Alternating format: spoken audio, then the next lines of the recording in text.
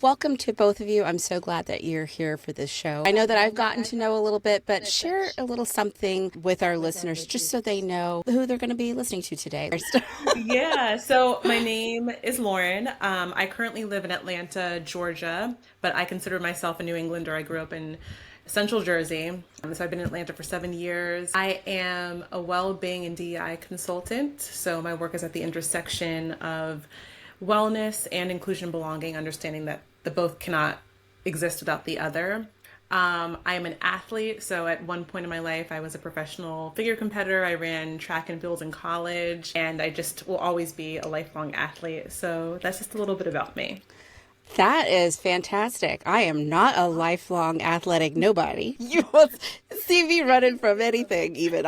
You know how people will say, like, I'll run if I'm running from something. I probably would just be like, I guess it's my time. I mean, I just can't. There was a year that I pretended I was gonna be a runner. It was really cool. I came back like, oh, that was so. My husband. Wow, you did that whole thing. I'm like, I mean, there was walking in between, but I did it. Like I was very proud. So Well, you I'm should very be. impressed. And if it makes you feel better, running is terrible for the joints. So as I've gotten older, I walk more than I run anyway. I appreciate hearing that. I will not Yeah. feel quite as bad. Well, welcome, Katrina. I'd love to hear a little bit about you too. Hi, nice to be here with y'all. My name is Katrina. My pronouns are she, her. I'm an equity-centered people leader, and I've been doing human resources, DEI, and wellness inclusion work for over 20 years. I just hide my age really well, maybe because of the nutrition and health focus that I have as well. But I typically have been finding myself in a lot of neurodiversity, inclusion work, and advocacy, and kind of taking a more behind the scenes approach to centering equity as we see this constant shift in the work that we've been doing in this space. Oh, yes. I would love to be bringing that into the conversation today. One of the things that I'd like to start talking about, I guess, I'm just going to open it up and ask, what's it like out there for you right now? Maybe we'll start with Katrina since you mentioned the shift. I'm really Shifts. curious. My shift was forced on me. I can be very transparent and honest. Okay. I was laid off in September from a very high level senior director position doing equity and inclusion work. And it's a gut punch that I didn't expect. But at the same time, instead of me settling into panic mode, I just settled into this being like a universal opportunity for me to prioritize my life, my own Yeah. personal wellness, and maybe figure that I always have centered equity in the work that I do. I got into DEI because of being extremely intersectional, being a mixed race black woman who identifies as queer, neurodivergent, single mom, all the things. And so I knew that no matter what I landed in, I was going to always continue the work that I was doing. And I pretty solidly feel happy that I'm not this talking head anymore. I'm not this person that people look to as the number one person who's going to fix everything. And I feel like I can get more people accountable to do the work with me in the different modes of work that I'm in now. Yeah, so that sounded like a pretty important preposition. There's Hmm. difference between doing and solving things for people and having them work with you. Um, I'd love to hear a little bit more about not being the talking head. What makes that a relief for you? Well, I mean, particularly in the state of Florida, which is where I lived. I've actually since relocated. I live in Philadelphia, so I'm much happier. But I was definitely brought into a position that was propositioned as being an inaugural position, Hmm. and I ended up finding out that it was a funded position, which that's fine. But being in the state that I was in, it was more so to check a box, to have a person in a role that had the terms equity and inclusion in it. And then when I came in with all of my wonderful background and ideas, they were quickly shot down. And I was seen again as this antagonistic person who was telling these people that they were doing the wrong thing when that's what I was hired to do. Hmm. So at the same time as the layoff happened, I was already seeing the writing on the wall.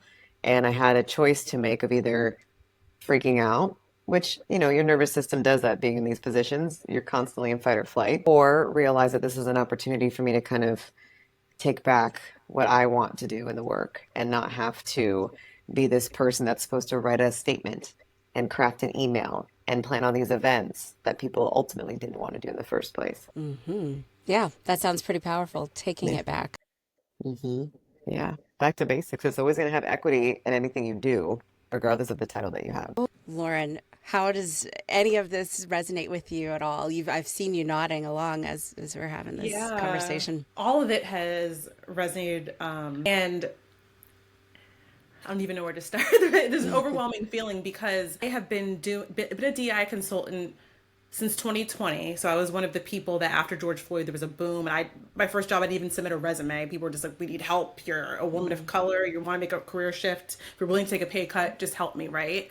Coming from corporate America, where I was often the only black woman, often the only woman in the room, because I was in real estate finance, where it's all white men, I saw it as a means to make the workplace better for people that were like me, but also a part of me looked at the work as sort of this validation and I'm going to be honest, it was a way to release a lot of my trauma. And so I was one of those people on LinkedIn trauma dumping all the time. And I wasn't providing solutions. I was talking into a void, sharing all my problems and frustrations. And I do think as part of my healing journey, I needed that. But now I'm seeing how unhelpful and unproductive it is, and how much it's a mirror to show people how much they need to heal before they help other people heal and other people push along the work. And so this whole, where we are right now with DEI, I'm not surprised and I'm disappointed, right? But I'm not surprised. There's elements of collective healing that need to be done before we can find any answers within this work. And so I'm at a point where I'm going to say a DEI does need a rebranding, because right now it's a trigger word. It's divisive, it's elitist, it's Oh, so overcorrected. you're like saying all the things right now. I'm like, yes, Yeah, keep going, keep I'm gonna going. say. Yeah. And, Mm, you know, mm. I understand how when we say humanized workplaces, it's washing out and there's not acknowledgement of harm. But is there another way we can do this work? And like Katrina said, not having to be the pressure being the face of it and solving all the issues, but it being collective and more cohesive. I'm just breathing for a second because I did Necessary. not know we were going to get here like in the first Yeah. 10 minutes. But here Holding we it in. are. Here we are. Yes, to all those things. I'm going to be honest with both of you. I have been sort of easing into a space, and I'm not going to lie, it's been kind of because of fear. So, first of all, the rebranding thing with DE, was there ever a brand? Very true. Honestly, I told somebody this story the other day. I was going through some file folders and I found a folder from when I was in high school, when I was 17. My high school counselor asked me to lead it. And I was like, heck yeah, I got 2 days off of school to lead my peers through a 2-day workshop. And I've forgotten all about it. So I've been in this space, not to mention my travels and the way that it's sort of manifest in that way too. But I never called it DEI. So there's a couple of problems. One, people think in their head that they know what DEI is, and they attach whatever that definition is. Sometimes it is limited to race-based things.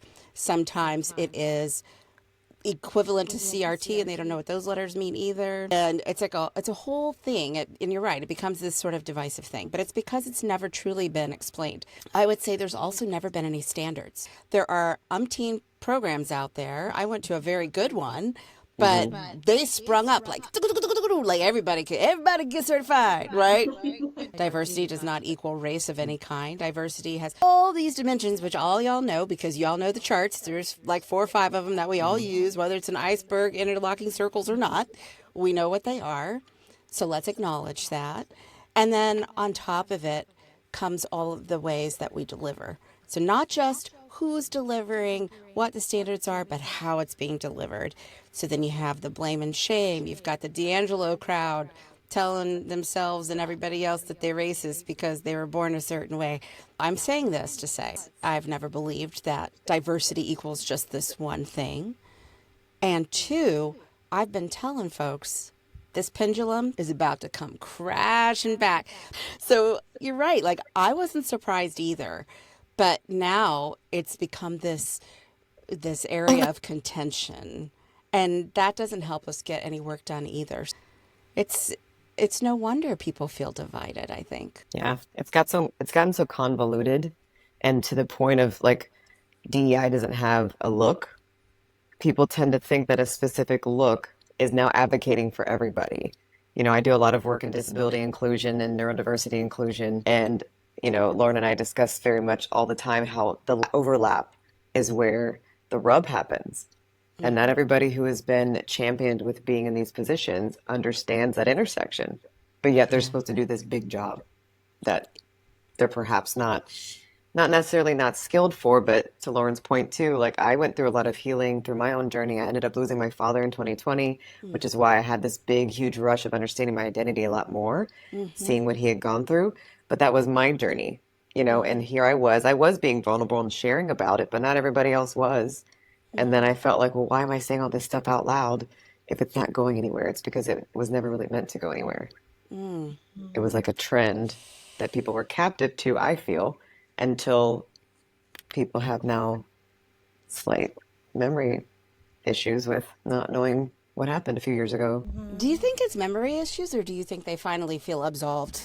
I think it's a mixture of the two. I mean, we're seeing this influx again with a lot of the obvious issues societally still existing. I think a lot of it is just deeply embedded bias and privilege and lack of wanting to let that go. So why would you want to fix something that could actually absolve this issue when that actually means you have to, I see where you're going. Yeah. you know? Yeah. Yeah. And I think it's also like, we talk about trauma, and I was reading an article where it was saying like white people, especially white men's trauma response is to look away from the pain and oppression, right? And so it's been done for centuries, our forefathers looking away from the pain and oppression and avoiding it. So it's the easiest thing to do. And I think it's easier to say, oh, we're not going to focus on equity or divisive, right? Than to say like, these are real issues we need to look at. We have to feel other people's pain, right? It's easier to just look away. And so I think we're getting back to a point when it's become easier to look away, and we have candidates telling us it's okay to look away, right? Thank you for that. It's true. We have Vice President Kamala Harris. President Biden endorsed her, and it's kind of taken off both for the Democratic Party, but also the opposing party, having a whole lot of issue with it, all the way from calling her DEI hire to actually questioning her racial identity and saying that she happened to switch. Even though back in 2019, when she was running for president then, they asked her all these questions and she was quite clear about who she is. Have either of you heard or read any of the transcript from the Breakfast Club interview she did in 2019? It was so good. It's like 45 minutes. I'm going to link it in the show notes so people can watch it if you want to. But I grabbed this one little snippet because the hosts repeatedly ask her, actually one host mostly, but they keep coming back to, but are you Black for real? Because people are saying that you're like pandering to Black folks. This woman has made it quite clear how she identifies. And I got to say, that's something that I have faced. And I'm not multiracial. I am definitely racially ambiguous, but my mixed heritage goes some generations back. It just turns out this is how I came to the world. Me too. I just wonder what you think about this. I mean, I've dealt with this my whole life too. I mean, I identify as mixed race because my mother is Chinese, my father is Black. Therefore, I identify as mixed race. But I have a very unique experience. I realize I'm very ambiguous all across the board, but I don't need to prove my validness and my authenticity to anybody. And I think that's what a lot of us had experienced when you think about, like, going back to what I said about being the talking head. Everybody wants to have an inside scoop on my life, who I am, what my ethnicity is, what my sexual orientation is, all the things. Like, why do I have to constantly have to come out to people every single day? Not even just when it comes to being queer, but why do I have to constantly express to you what and who I am? I don't ask that of white people. People wouldn't even think to ask that because it's like the default. So why is there this constant need? I always used to tell people when I would teach a lot of workshops about bias that a lot of the bias that we have is rooted in being nosy. I might pick that up. Y'all nosy. Y'all nosy. Like, I had the best friends growing up who were so great about me and learning about my family and my mom, and we joke about because I have a very interesting upbringing, but they never asked what I was or what ethnicity I was. They just hung out with Katrina. And those were my favorite people because it didn't matter because that stuff would eventually come out in conversation. But to pick at it in an Uber ride from the airport, which I get all the time, give me So why do we have to constantly prove who we are? And even if Kamala wants to take a step back and not even share those things about herself, because she doesn't have to, she can advocate and speak to whomever she wants to, because that speaks for itself. I agree. And I think it's also, she's half Asian. So if she were to say that she was half Asian, Black people would have a problem with that and say, no, you're Black, right? And so, Oh, honey, they already are. You've been watching Mm. the TikToks? exactly. Yeah, it's a thing. And so it's almost like a multiple lens. It's like, okay, I want you to be down and be Black, but you're not down enough in Black, right? It's just like, I want you Hmm. to feel like you're marginalized like me, but oh, you're too good to feel. It's just this weird dynamic that is uncomfortable, to be honest with you. And my mom is, both my parents have passed. My mom was Cape Verdean, and so they were the Creole of West Africa, right? Mm-hmm. They were enslaved by the Portuguese, and so a lot of them look white. Some of them look mixed. I came out looking more like my mom, but I never realized my racial ambiguity, or whatever you want to call it, until I was in college, because we were the first Black family in my neighborhood. And so I was undoubtedly Black, right? Like when people looked at me, they're like, that's a Black person. You But went in then the when I black bucket. yeah. And then when I got older and started surrounding myself with more diverse people, and I went to school in New York, people thought I was Dominican, maybe Puerto Rican, maybe biracial.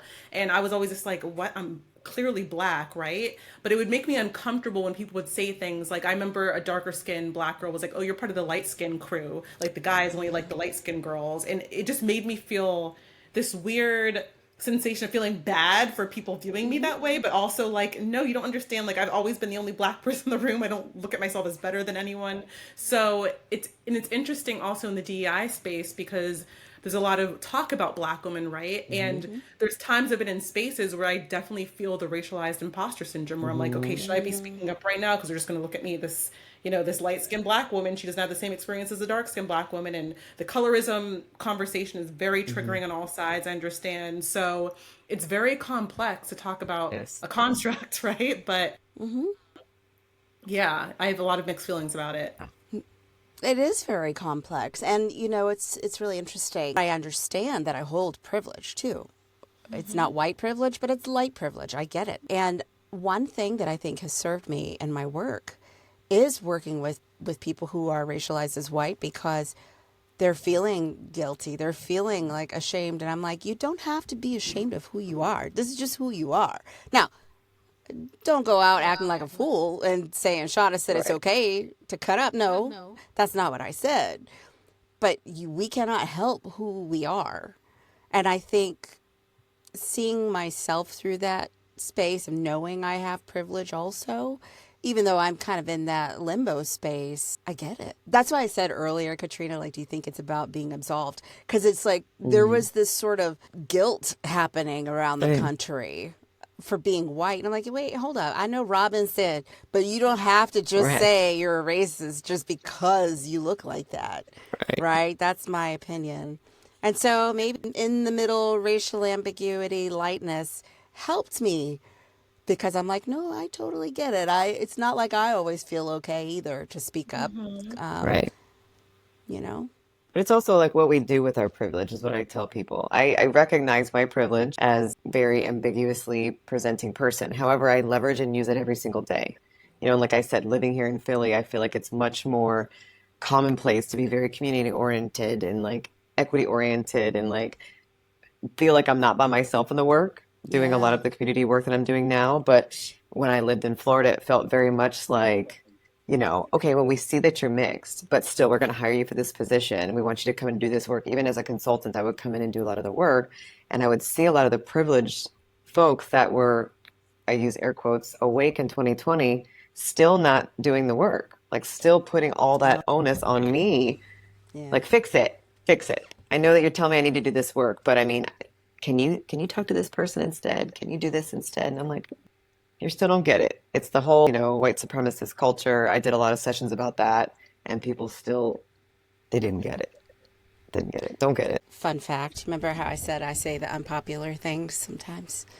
How about I don't jive with Miss Tama Okun's white white supremacy culture. Because did you know that she said it when she wrote that thing when she was mad after a meeting one day? Did you know that? Interesting. I did not know I that. have I might have to post this too. I have You should. an interview with her, not me, but I have a recording that she did that was an interview that she was like, y'all, basically, I was going to these trainings. She was going to like workshops. One of them didn't go well. She was mad. So she came home and basically wrote an essay. And then this was like in the 90s when, before people were uploading stuff. We still had dial up then.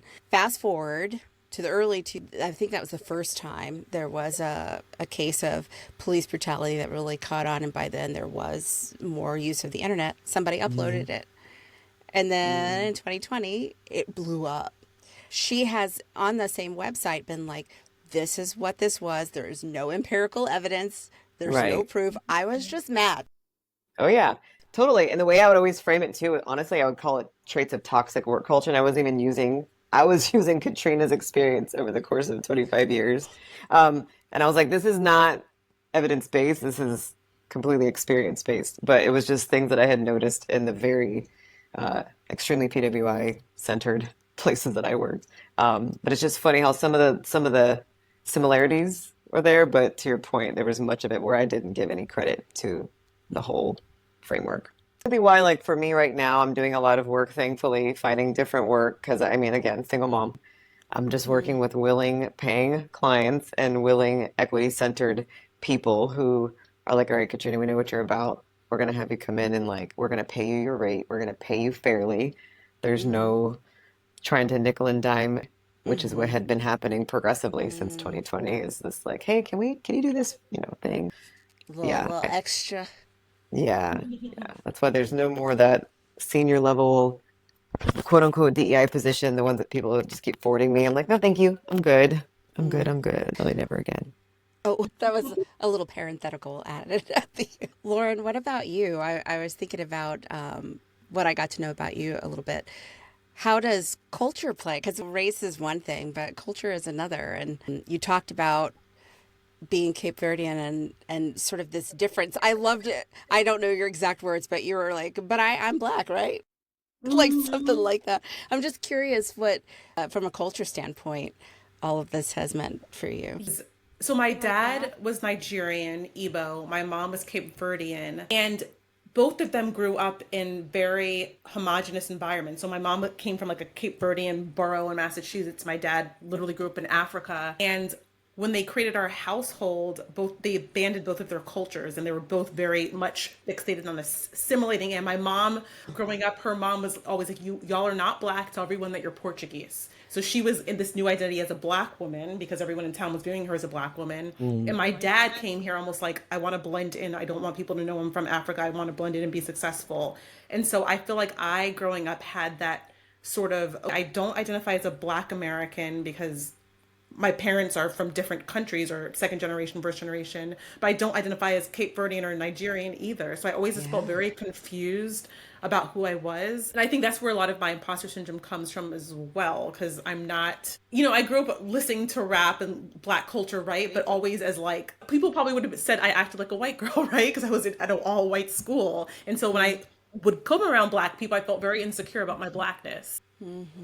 And so I think that's a lot of what people don't talk about in this identity work, like black woman issues, right? Like I've had every issue a black woman has had, and I've had issues with self-discovery as a black woman. And so it's very layered and confusing. And I just think that when we talk about identity and race and culture, we don't factor in like behavioral science and the nuanced experience. It just feels very binary. And I think that's what we're missing. And I know we have the iceberg of what's underneath, right? But it's like incorporating that the underneath in every conversation is so very important. Who's to say what blackness is anyway, right? And it is okay for there to be different ways that we portray our identities. Well, this may be just because of where I am at right now, but why does it have to be blackness anyhow? Just who we are. I think we're just we have been so, I don't want to say conditioned, but maybe that's the right word. We've been programmed this To way, I feel sometimes. programmed, yes, that's a better word than conditioned. But to like believe that we have to have some label and that label means this. And then my question is, well, any person, there is no one person that would embody all of what everybody thinks is that. So would you share a little more? I'm just so curious as you talked about, it's not like I want to be like, tell me about your insecurity, but but I'm so interested as you talked about like trying to navigate these spaces, having your parents having abandoned their cultures that they were bringing with them in order to assimilate, and also you're like, what? Okay, so what did she said? She said say that you're Portuguese. Like that you're Portuguese, yeah. And so I think, and maybe, okay, so I know that I was conditioned to be hypervigilant because I was around all white people and the way that they perceived me, right? I was the first Black people that a lot of people in my neighborhood had met. But then when it came to my family, I'd go to Cape Verdean family reunions and I didn't know anything about the culture and felt insecure that my cousins knew how to make different dishes. And I was like, my mom doesn't make this here. When we would go to Nigeria, when we literally went to Nigeria, people were calling me the name for white women because I guess no one's that light there. Like, it was weird. And I, again, didn't know how to make the food. I didn't know how to talk the language. And so I've always just felt kind of lost in like a deer in headlights. And so I wouldn't even know if the word is insecure, but just kind of lost of how culturally I identify. And I've always just felt like an outsider and like I didn't belong. And so this whole belonging conversation has been a long conversation for me since a child, but not only within the white race, but within my two different cultures that happen to be Black, right? So it's just that feeling of like feeling odd, feeling weird. I feel like I felt all of that. Yeah. No, that's why one of the taglines is what's it like when you fit everywhere somehow, but belong nowhere all at the same time. Because there is this way, I don't know if it's true for either of you, but I pretty much get along with everybody. Like I can fit in just about anywhere. But there's a difference between, and this is the whole inclusion versus belonging conversation too, right? There's a difference between fitting in and feeling like you belong there. And what I don't like about that hypervigilance that you kind of mentioned, because I had that too, especially when I lived overseas, is sometimes I wondered if I sabotaged some of my own relationships because I was so focused on it when nobody else, like Katrina, you were like, I got friends, they didn't care, they didn't ask me no questions. They would find out because they were my friends. I didn't have, well, maybe I did, but I somehow overlooked them for the ones that I was so worried about who was focused on it. And, I had a good friend one time that was like, Shawna, nobody is even thinking about that. But I was in a super white country, very little racial diversity, and I would get stared at and, that kind of thing. And so my friend was like, nobody cares. And I'm like, but they do care. And she's like, they do not care. And it ended up making it miserable for me, where if I had just had the Katrina attitude, be like, Psh, I am not even thinking about y'all, I probably would have had a great time. But I was so focused on it. I was. I agree. Yeah, I don't know if it was where I grew up, but I ended up being around a lot of mixed people. Two of my best friends, one is mixed, two different countries in Asia. And then another friend of mine actually is from Brazil and is Puerto Rican, or Puerto Rican Portuguese. And so we talk about this all the time because we look like sisters. But we saw each other like slow motion 1980s, like running towards each other kind of thing. Like, you look like me, you look like me. So I ended up finding other people, I guess, that were also ambiguous or mixed. And it made me feel better. Not to say like when I came into white spaces and or Black spaces that I didn't just, I always stand out. I never have been to a city where I can just blend in ever, except for Philly. But I didn't always like it because, I mean, I'm sure you both can relate. I've been in the room where certain jokes were made and you're like, hold on a second. Like, that's not okay. Like, don't forget that, like, that's my category. But I guess I've gotten to a point now. I have a daughter who is ambiguously racial as well, or could pass for a lot of different things. And we talk heavily about her ancestry, her grandfather who passed, his heritage, because my father did come from enslaved roots, with sharecropping, all the things. And so I just make sure that that culture is not lost in her. So no matter what she looks like, she's able to understand who she is at the core of who she is. But that's another huge reason why I moved. I knew what it felt like to be in an environment and to either assimilate or not. And I didn't want her to conform or lose who she was as a very multifaceted individual. So it just kind of depends on building that foundation. I mean, my daughter sees a therapist. She's 7. I mean, I'm starting early. I'm trying to like get her like all the like confidence building foundations that I didn't have, and I had to learn the hard way. Yeah. Even though it's not perfect, it's been reparenting her has been different for me too in that respect. Parenting. I love that. People are not actually looking at, but you think they are. Yeah, well, that's a lot of what the work I do now is all about, that nervous system regulation, because that hypervigilance was protecting me and it was a normal response for what I was experiencing, right? Like people are staring at you, people are making fun of you. Of course, now you're going to be hyper aware of your surroundings and making sure that you don't get hurt again. And so that healing part, and that's why, Katrina, I'm so happy that you're not only making sure that your daughter's surrounded by diversity, but also getting that help, Yeah. that the therapy. It's because it can really sabotage when you're viewing your world through a trauma lens, right? You're making up stories in your head. You're making deal with the universe that you're not going to let things happen to you again. And so it is hard to differentiate the stories that you're making up in your head and reality. And yes, I can be experiencing covert and overt racism, or someone could just be treating me how they're treating everyone else. And it's like, it's up to me to do that healing so I can interpret it in a productive way. And that's what was missing for a large part of my life. Yeah. Yeah, so true. Do you know, it was like a white woman from the Czech Republic that was my therapist that got me straight, man. And I was so like, how in the world is this woman even going to help me? She was amazing. And you know what it came down to? It didn't even come down to like a race thing. It came down to simply loving myself. I didn't even know how to love myself. What a ridiculous notion, love myself. And then you ask, well, gosh, how do you treat people that you love? How are you looking out for yourself? What kindnesses are you thinking when it was constantly, oh, my hair is this or this is that, or just everything. And not just racially, like all kinds of body issues and all the things.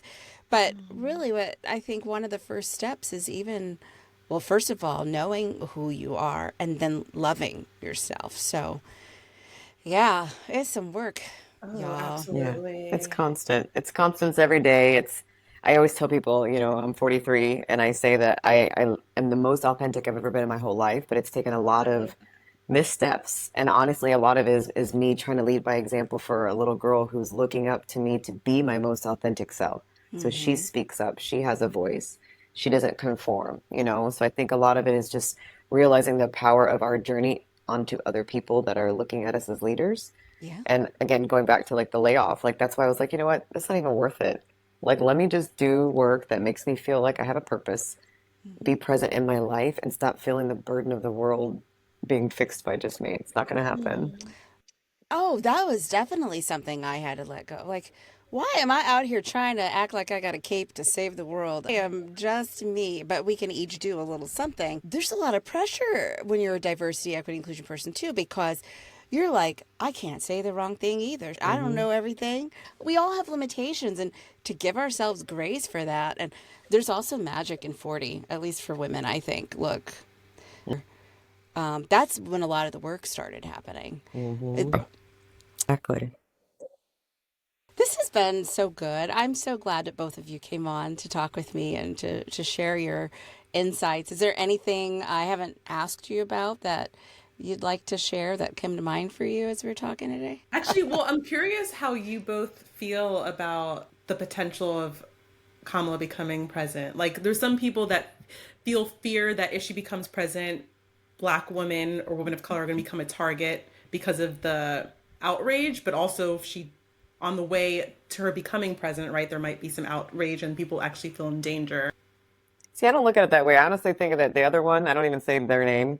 The other one is effing up his own campaign. I think it might be like Obama 2.0, where it's like, hopefully we have hope again. But I think honestly, the other one is just making it look really stupid and like saying the worst things. Like he said worse than talking about she's not black. He's called her like a freaking foul name and just making himself look really stupid. Because I was going to say, I actually grew up, my dad was in the military, and growing up, he was Republican. And I was like, Dad, like, Mm, what?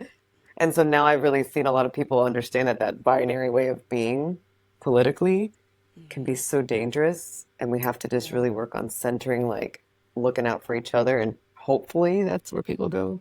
I'm trying to stay hopeful, Lauren. I'm trying to stay, Yeah, no, that's the only thing you can do, really, right? yeah, I don't know. Yeah, I say have hope. I also think that there's more than politics here, because look, what would you say that other one? I'm not saying his name. I'm not saying his name. He who shall not be named. He's like Voldemort. Right.